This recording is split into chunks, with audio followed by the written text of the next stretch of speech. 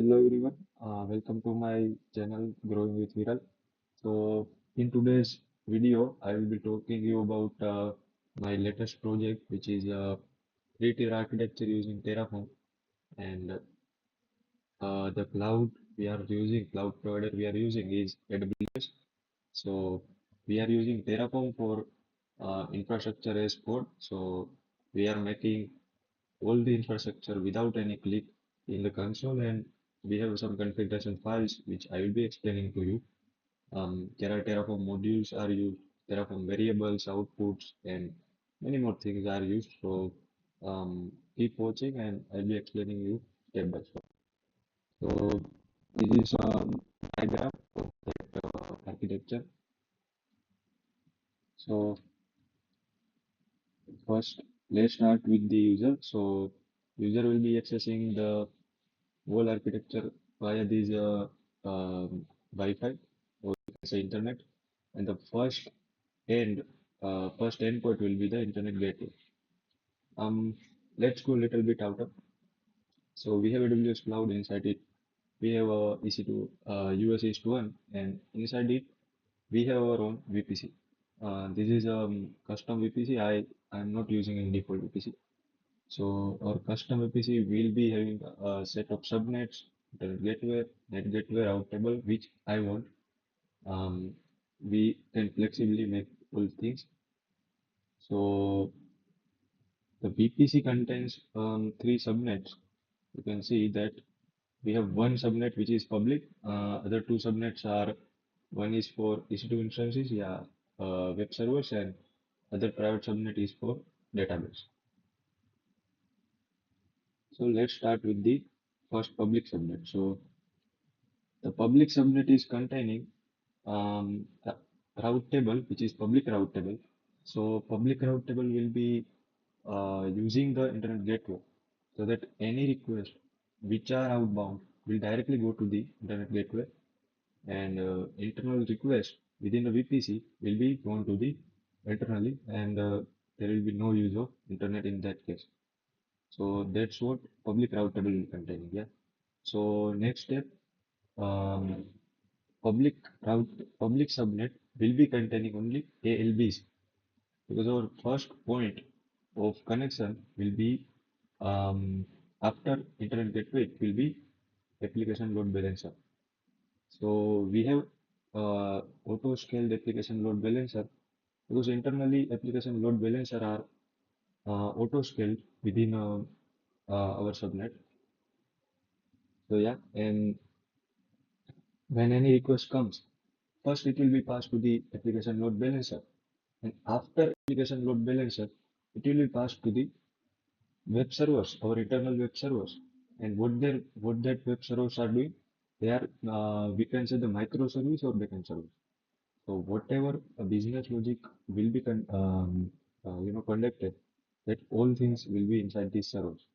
So your all REST APIs or GraphQL APIs will be containing inside these private server or these EC2 instances. So you can see that flow is going from the ALBs to the EC2 servers, and we have private subnet. Inside that we have a private route table. Now what this private route table is doing? If you notice, in the public subnet, I am having here net gateway. Guys, this is net gateway, and the net gateway will be routed to the internal gateway, or it will be using internal gateway internally.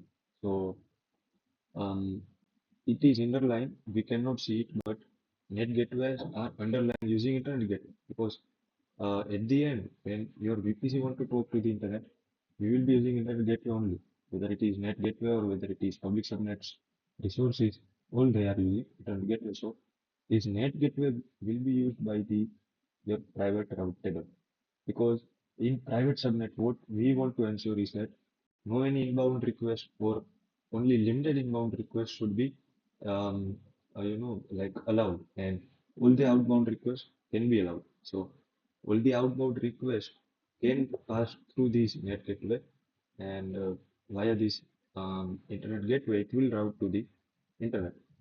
But the we can say inbound requests, they will be filtered at this route table, or not this route table, but at the network network ACL, network access control list.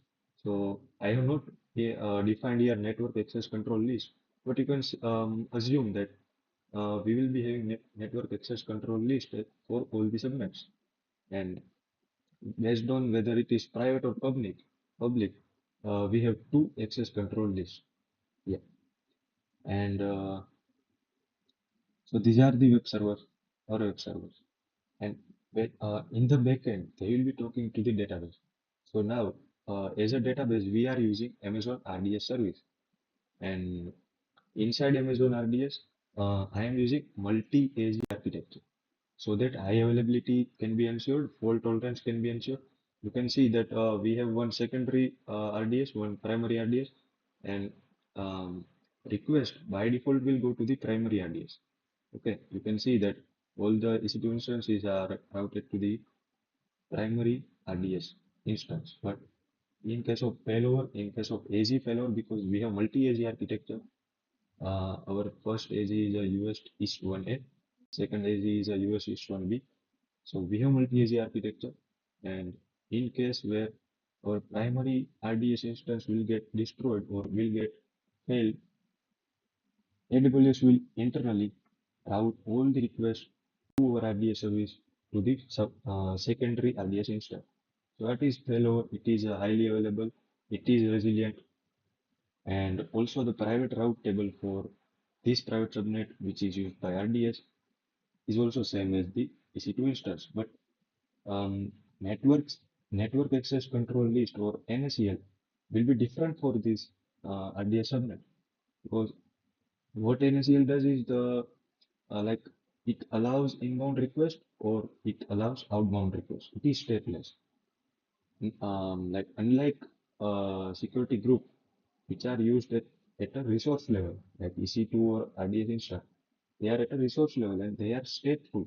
Like if any request is coming, if request is allowed, then outbound request will already be allowed.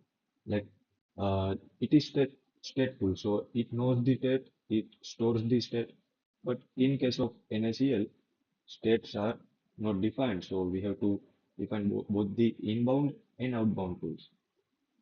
So we have our third tier as database tier, and yeah, I have tried to explain you the architecture thoroughly.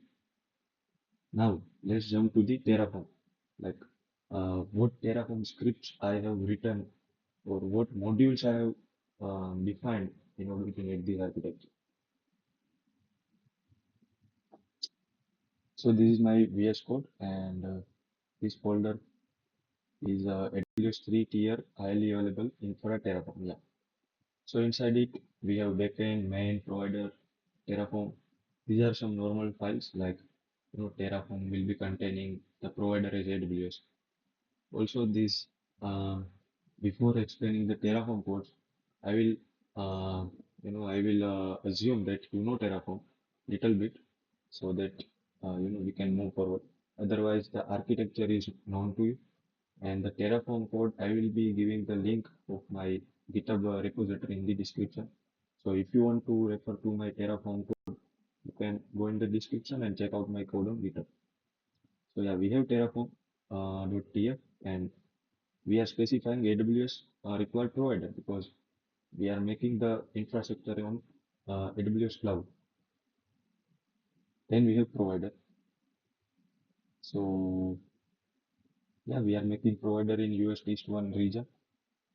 We have our S3 bucket, uh, bucket versioning enabled, encryption, and DynamoDB table for state locking. So yeah, that all things are defined here. This is my main.tf. Here I have defined all the modules. All the modules are having their variables given as well, and also some variables are dependent on other modules output. So yeah, I have done it. I have done this as well. So maybe if one module gives output X and other module has variable Y, and that Y variable is expecting the output X, so that thing can be done by this. Like uh, we have module VPC, so that module VPC is passing the output VPC ID. So that VPC ID we can pass to the VPC ID variable of the module LB. These things are a little bit complex, but yeah, you can understand it. So we have total modules. We have 5 modules. One is for LB, one is for ALG, one is for EC2, RDS, and VPC. I'll be explaining it in a little bit shallow format, but you can check it out in detail on my GitHub. So first maybe we will start with the VPC. So inside VPC, the major things are internet gateway. So yeah, we have internet gateway, then we have net gateway. So for net gateway, we will need elastic IP because net gateways are net gateways IP will be used inside NACLs or security groups. So we have to define the elastic IPs here as well, so that in the case of net gateway failover or net gateway creation deletion, the IP should remain fixed because we want that static IP should be uh, used inside NACLs and SDs. Now this is outputs. So yeah, output can be array as well. Yeah, so we have all the outputs. Now route table. So we have one public route table, and public route table is like having a route table association with subnet 1 of ALB and subnet 2 of ALB. So, I will be making two subnets each tier. So, ALB will be having two subnets, one for AZ1, one for AZ2. Same way for EC2 instances or web servers, and same way for RDS service as well. So that we have multi-AZ architecture. So we will need that two subnets for each AZ must be created. And then we have private route table, and private route table will be associated with all the private subnets, whether it is EC2 subnet 1, EC2 subnet 2, RDS subnet 1, or RDS subnet 2. Then we have subnets. Uh, Here you can see that LB subnet 1, 2, then these two are EC2 subnets, and these two are VPC or RDS subnets. Now VPC. So here I am making the VPC. Also the variables I am using. So these are the variables. Uh, Basically, I am passing CIDRs as a variable. You can pass it directly, but it is not best practice to do it. So I am passing it as a variable, and these variables will then you have to pass via module. So in the main.tf, I am passing it as a variable, so you have to do it as well. Now, VPC is done. Also, let's just ensure that recording is being done. Yeah, it is. Now, we have done our VPC module. Let's jump into the RDS module. So, it has a security group. So, first of all, in security group, what I have to allow? The EC2 servers which are there in the our second tier or our EC2 subnet, they will be allowing the RDS instances. So we have to allow that EC2 instances security group in the as a state in the RDS security group.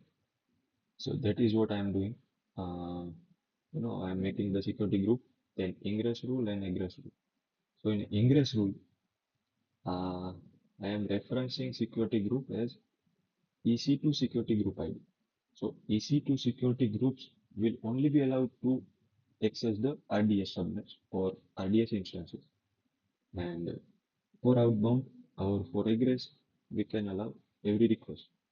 So that is what security group is. And then about RDS. So I have RDS instance, and here is I'm using SQL, MySQL, and its version and instance class, storage, and password are you should pass it as an environment variable or something, but I've done it directly. then subnet group name, then VPC security group ID. So I have defined this security group and mentioned it inside AWS. So then publicly accessible, whether we have to access the RDS via publicly internet or not. Of course not. We will use it. We will allow only EC2 instances to access the RDS. Then final snapshot, yeah, true. And multi-AG, it is multi-AG as we are focusing on ID available architectures. So yeah, it has its outputs and variables. Now let's jump to the EC2.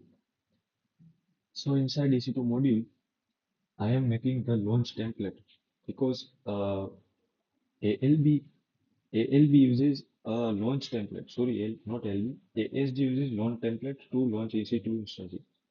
You know, ASG used for auto scaling of EC2 instances based on our traffic. So when traffic ups, it will use this launch instance to scale up the instances, and when our traffic is low, it will scale down. So yeah, this is a launch template. We have image ID. So AMI ID I have to provide, instance type, then key name, key pair. So then security group, user data. User data script is used for automation. Like if you want that some startup script should be run when you create an EC2 instance, then you can pass the user data here. Then we have security group for the EC2 launch template, uh, ingress rule and egress rule. Also, in the EC2 instance security group, I have to allow application load balancer only to access the EC2 instances. So I am passing a LBSD ID inside security groups ingress rule. Like EC2 instance security group ingress rule, I am allowing only ALB security group. So that's security purposes we are allowing only ALB. Okay. Nothing more than that in the EC2 module. Now we will jump to the ASG module. So inside ASG, we have some variables and this is ASG. So I am making ASG. The desired capacity will be 2, minimum size is 2, and maximum size is 5. You can increase the maximum size, but for demo purpose, I am limiting it. Also, the health checks will be enabled. So make sure you enable the health checks. So like how will ASG know that some instances are not healthy and we have to terminate it? So we will require health check, so you have to enable it. Health check grace period. So then VPC zone identifier, like inside which subnets I have to focus on. So we can provide the EC2 subnets. Then we have launch template. We can provide the launch template ID, ASG launch template ID. Yeah, then target groups. So what is target group? Target group is like which target groups I have to focus on. So target group I have defined inside the LV. Let's now go into the target group. So this is the target group. Like uh, we are allowing some range of EC2 instances to use as a target group. And then this target group will be used by ALB and ASG both. So when application load balancer wants to load balance the EC2 instances, it will use this target group to identify which are the EC2 instances are available inside the target group. So the port is 80, protocol is HTTP. So like when request come inside target group, it will use this port and protocol. Then we have VPC target group, target type. So we have instances as targets. Health checks is defined, and yeah. Now let's go to the ASG again. So this is ASG, and auto scaling group also requires the policy on which policy we have to scale out or scale in. So that policy we have to define, and here I am using target tracking policy, uh, and metric I am using predefined metrics. ASG, average CPU utilization, and target value is 40. What it means, like we have to target the average CPU utilization to 40%. So if uh, target goes up than 40%, then we will scale up the instances, and uh, if it drops like less than 40%, then we have to scale in the instances. So yeah, we have done the ESG. Now inside the ALB, we have application load balancer. We have defined its security group, its subnets, and yeah, then some other configurations. And ALB listener. Why we require ALB listener? Because if any request come to the ALB, then we require certain rules, like on which rules we will be forwarding the request. So we have AWS LB listener, and uh, on port 80 and protocol 8TTP, we will be passing default action as this. So I am plain text not found. So this is the default response I will be forwarding when no any request makes. And this one is a custom listener. So when you have any custom value, like what action you have to make. So action is forward. Where to forward? Target group ARN we can pass, and it will forward to the this target group. And on based on which condition? So condition, we have path pattern, and we have many more, like we can match the headers or URL queries and all. So I am using the path pattern. Like if this path found, like in general, I am using here every path. Like star means every path. So if any path uh, comes, I will be forwarding the request to this target group. The target group is defined over here. So yeah, that's it. Uh, I have almost explained all the modules and all the major things which are important. And why this architecture, uh, you know, uh, why this architecture is important? Because the key importance of this architecture, first of all, we are using multi-AG architecture. So like multiple data center, one AG physically means one data center. So it is fault tolerant and highly available because we are spanning across multiple data centers. Then we are using proper security checks at each level, whether it is security group or network ACLs, and we are using proper security so that no one can reach to the EC2 or RDS level publicly. We are only allowing ALB to publicly accessible. And then we have auto scaling group, so that when traffic comes, yeah, we can say traffic spikes comes, so we can scale up the EC2 instances in order to balance the load on the EC2 instances. And yeah, we are using proper VPC, we are using multi-AG RDS, we are using EC2 instances with standards like key pair or launch template. We are using proper security groups and many more. And also we have ASG, which is like inside it we have like average CPU target is 40%. So it will be nearby 40% all the time. So NLB is like we are load balancing the EC2 instances in target. So that was from my side.